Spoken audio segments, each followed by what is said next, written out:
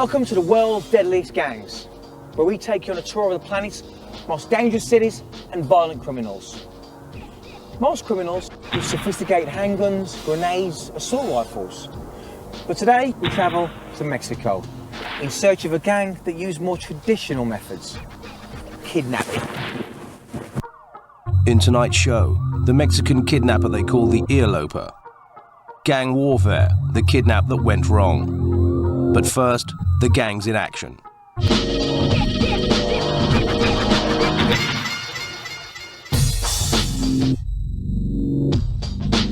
There are about 1,700 kidnappings that are reported to the police every year. You don't have to be rich to be kidnapped in Mexico City. The head of the police's anti-kidnapping unit was discovered dumping the bodies of kidnapped victims in a river. Mexico City, gateway to Latin America, the world's largest metropolis, a population of 20 million. Home to tacos, mariachi players, and a deadly reputation of being the world's kidnapping capital. Mexico City is a very tough city, with a lot of corruption, and you have to know a way around or you can get in trouble real quick.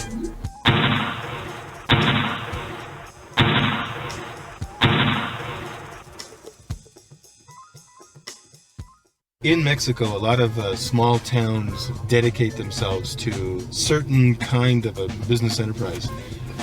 A lot of towns might do artist work, pottery, clay pots, different kinds of artisan kind of pursuits. This town by the name of Tlaika is unusual in that most of the families there dedicate themselves to kidnapping. And they do spill over from their small village to Mexico City. When an individual can steal a watch and sell it and make what he would make in 2 weeks or a month with very little fear of a reprisal, and you have a hungry family, you can do the math yourselves and figure out why the incentive may exist. Kidnapping has almost become an institution in Mexico City. So much so that there are now two distinguishable versions of the heinous crime. One is the express kidnap, which is rather like robbery, only it's an extended time. They lay a trap, and anybody who comes by is preyed upon. Often they'll take you from a taxi and grab you. They will take you to go to a cash point machine until you empty your bank account. Your front-end expenses are pretty low. All I have to do is go out in the street and hijack one of these small cabs. That won't cost you a whole lot of money. And the return rate is pretty good because if you can kidnap maybe 2 or 3 people in a given week, you could get perhaps a couple $1,000s in a very short amount of time. And the other is the traditional kidnapping. And the traditional kidnapping is really conducted just like we've all heard. There's surveillance. They're a much more sophisticated group of individuals. They know what they are doing. They watch their potential victim and have a very good idea of what his program is on a day-to-day basis. The other type of kidnapping requires more organization. They will take you and keep you for weeks at a time, writing notes to the family until they get their ransom. And this can be, in the millions of dollars. The express kidnapping is for chump change. More like $500. Coupled with poverty and crime, the open and well-documented corruption of Mexico City's police force makes the urban sprawl a very dangerous place. Well, if you want to be frank about it, I think you'd have to say it's a lousy police force. Police in Mexico, and particularly in Mexico City, are notorious for being corrupt and for being inefficient and poorly trained and poorly paid. So that's a recipe for disaster in terms of organized crime. The police are traditionally very underpaid here in Mexico City. They do not make a wage that leads to survival. And some of them get into collusion with kidnapping groups. The chances of an officer being caught are very slim. But even for those who are found to be guilty of corruption, it is unlikely to end their careers in law enforcement. The police forces are very disparate. You have a whole load of completely separate forces There are something like 70 in Mexico City alone, which have no communication between them, no sharing of information, and importantly, no sharing of policemen's former records. So a policeman could get fired from one force for being corrupt, and then gets hired by another one without any sign of where he's been before. The open corruption of Mexico's police forces has led to the fact that many kidnappings are settled privately, as victims feel that the authorities cannot be trusted.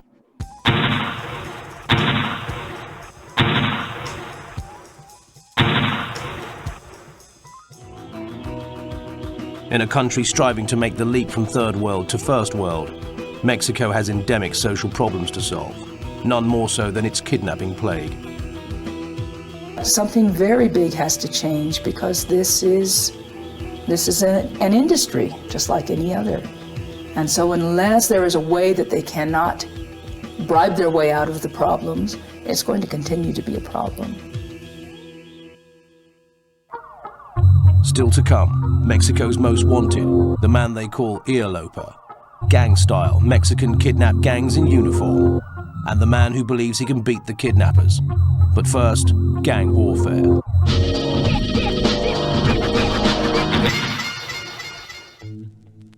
Ken Krusensterner, a Texan businessman, visited Mexico regularly as part of running his transportation company. He would cross the border almost once a month. Then, on a business trip like any other, disaster struck. I received a phone call on my cell phone. It was from a young lady that worked in my office, stating that I needed to come across immediately and sign some papers, otherwise they were going to close our business down the next morning. So I knew better and was very suspicious of that. With his suspicions lying strong, Ken nevertheless went to sign the papers, a decision that proved to cost him dearly. The gate was ajar, and again, there was another signal that I ignored, that something should have told me it was wrong. I started to turn to leave, and that's when I was jumped by 4 individuals with ski masks on, and I fought with them, and I was shot. A bullet grazed the top of my head, and there was a struggle, and then they hog-tied me and gagged me and kept me and put me into a very uncomfortable carpeting. They rolled me in and put me into a vehicle. The kidnappers drove him to a safe house. Ken realized that his ordeal had only just begun. Well, they had me in a chair, and they had a rope around my neck and tied to the back of the recliner so that I could not move my head forward. And they started from my chest down with chains all the way around my body. They had it around my wrist severely tight. Then they went all the way down to my ankles. So it was physically impossible to get out of the position. Ken's captors did not stop there, however. Once they had him chained up, they proceeded to tease and torture him. They would play mind games with me and then put a gun in my ear and pull the trigger and that type of thing. And at the same time, they would put pencils under my fingers, and they'd come by and thump on the fingers. It doesn't sound like much, but it's a very severe pain. Ken continued to pray that soon, one way or another, his personal hell would be over. Then one day, 2 weeks into his kidnap, he was untied from his chair. They took me to a facility where they stuck a phone in my ear, and I thought I was going to be released that night, but that was probably the biggest letdown in the kidnapping itself.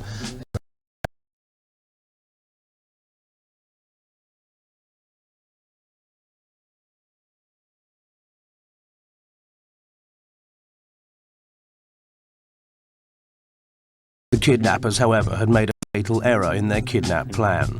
In making a ransom call, they had used Ken's cell phone, leaving a clear trail as to where they were holding him. The ransom was $350,000. The FBI had authority to fly a surveillance plane over Mexican airspace. I found out later the aircraft was up for some time. It was a eavesdropping. They can actually see where everyone is positioned in a room. Time was running out for Ken. I was not fit or very little to drink. So the doctor said I was probably another day away from dying because my body was shutting down as it was. It was late in the evening, I knew that. There was a knock but it was not the same knock that was always there every evening. But there was a tremendous amount of glass flying all of a sudden. You could hear glass being broken, you could hear doors and wood flying, being shattered, and there was a lot of commotion, a lot of hollering, and a lot of speaking in Spanish being done, and all of a sudden there was a lot of gunshots, and I could hear the bullets ricocheting around the room, and I thought, oh my God, I'm going to be killed right here in this chair. There was a lot of commotion, and then all of a sudden it was almost dead silence. Ken's captors were all shot and killed by the federales during the rescue mission. Ken was rushed back to the United States and admitted to hospital. I was in and out of consciousness for about 2 or 3 days, and then when I woke up, I realized then that how close I was to not getting out of there. Whatever wounds I had, as far as physical wounds, I knew would heal. So I knew the next step was trying to manage the traumatic experience that I had. After his ordeal, Ken sold his transportation business. In his attempt to come to terms with the kidnapping, he formed a new company called Stand International. He's written a book of his traumatic experience, and he tours the world lecturing to businesses about personal safety. His hope is that some good will come from his time in the hands of the Mexican kidnap gangs. I think anyone that goes through an experience of having your freedom taken away from you and someone else's discretion is a very, we don't realize how important that is until it happens.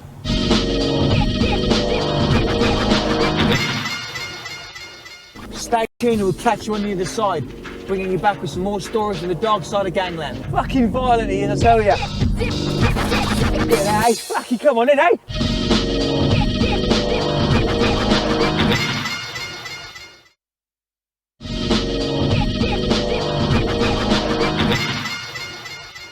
Welcome back to the world's deadliest gangs, and we've been hijacked by the Mexican kidnap gangs.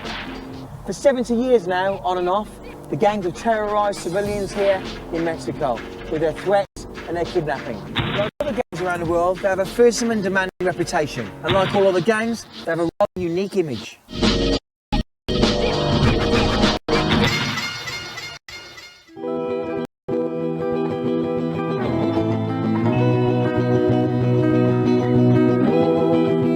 The Mexican bandit has its history rooted in traditional culture.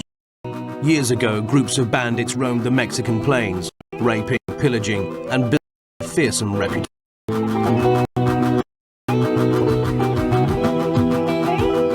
The communist revolution brought order, but the guerrilla bullet belts provided a role that Mexicans still identify with.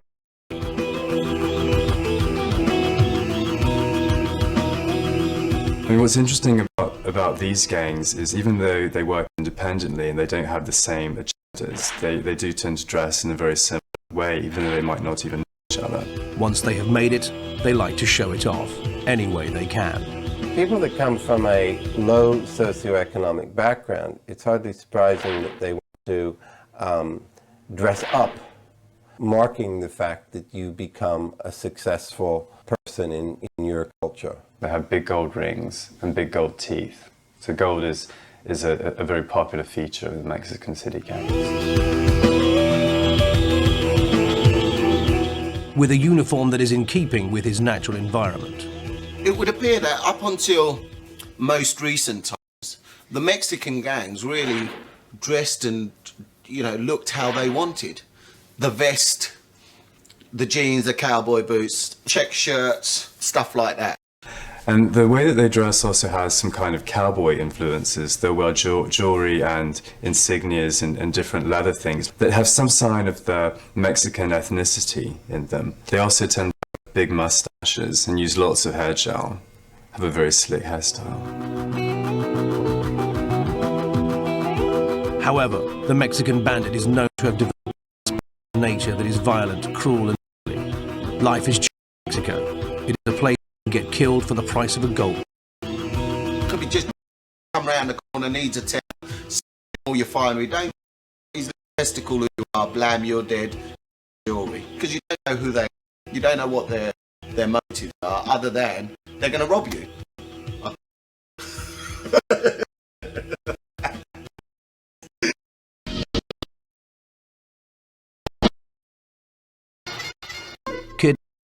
criminal phenomenon in America, but one of the most deadly gangs Mexico City has ever seen, centered around a man who has become part of Mexican folk.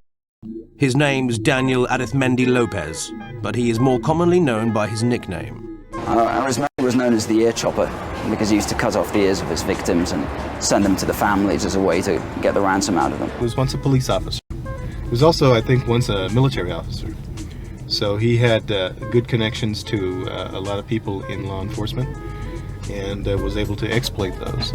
In one case, the cops who had arrived to help the kidnap victims were later spotted picking up the ransom money that was left for him. So he had good connections in law enforcement. He concentrated on very rich, very high-profile families, and his ransoms were usually often in the millions of dollars. It was very sophisticated. His family was involved in it. It had financial operatives. It had its own set of bookkeepers. I'm not saying we didn't gain financially from the kidnappings, but that's the only thing that you can accuse us of. He came along and started cutting people's ears off. That certainly caught the public's attention and caught law enforcement as well. Lopez's brutality and cruel ransom techniques did not end with the physical mutilation of his victims. He took his crime onto a new level, pushing the boundaries of all previous kidnappers.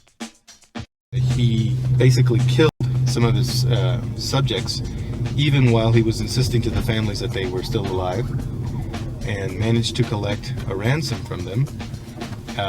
And then, lo and behold, the families would go out and discover that the kidnapped victim was already dead by the time they had. Lopez had now become notorious in Mexico, and his capture became a political issue. The whole of Mexico's law enforcement agencies were brought in to bring him to justice. They mounted a task force.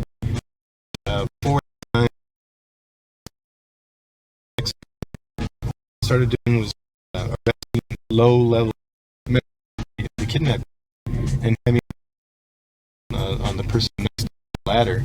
In August 1998, the dedication of the Mexican authorities finally paid off.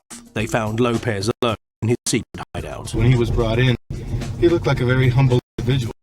Didn't at all look like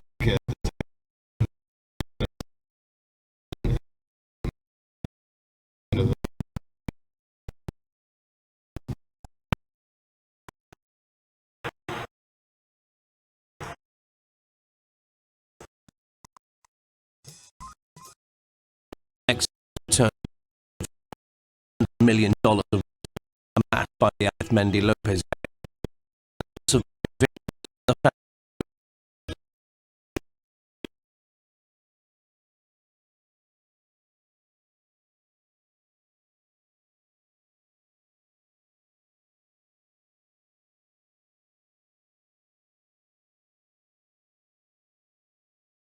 And a demand for companies such as O'Gara Hess that specialize in personal security and evasive training. An armored vehicle provides time. That's all it does provide. It may be 5 seconds, it may be 10 seconds. This is a very good level of protection.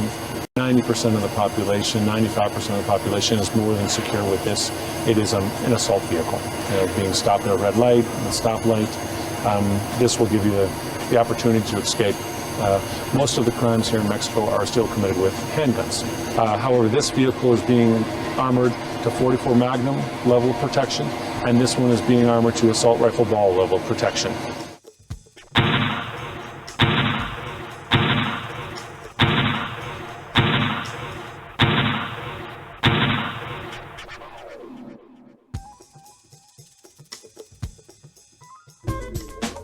These anti-kidnap companies are more than bulletproof window designers. They also take potential kidnap evasion a stage further. We teach individuals to drive their vehicles in a fast but more safe mode, and also how to escape the zone of danger. The traditional kidnapping, when it's attempted, it's not like in Hollywood where they chase you, for 5 miles. They really have a very small window of opportunity, and if they're not successful in 10 to 20 seconds, they make the decision to abandon it. In the event that you are threatened, you should not be reserved in using the only thing that you have available at the time, which is your vehicle, as a weapon. To move whoever you need to move out of the way, whatever vehicle you have to move out of the way, so that you can go ahead and flee. We have countless numbers of individuals that attribute either the training that we have provided or the armored vehicle for their survival. We have a number of cases here in Mexico. We have easily 5 or 6 vehicles that have been assaulted. That the individual would not be here today if he did not have an armored vehicle. Kidnapping in Mexico City has now become a supply and demand industry. Gangsters like Iolo Daniel Arizmendi Lopez create a demand that companies like Ogata Hess supply.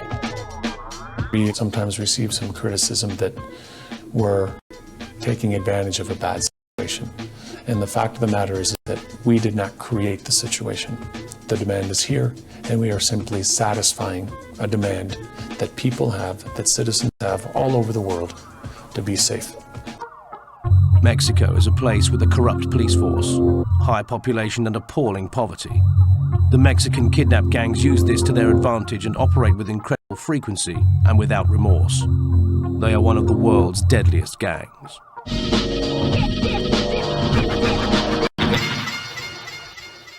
Well, that's all we've got time for on the world's deadliest gangs. If you have any trouble with organised crime or gang warfare, just remember one thing. Remember, call 1-800-BIG TONY.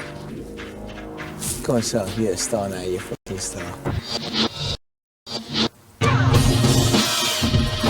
Bank robbery, money, and the most feared of all. Or Gangchester. Lucky, come on in, eh?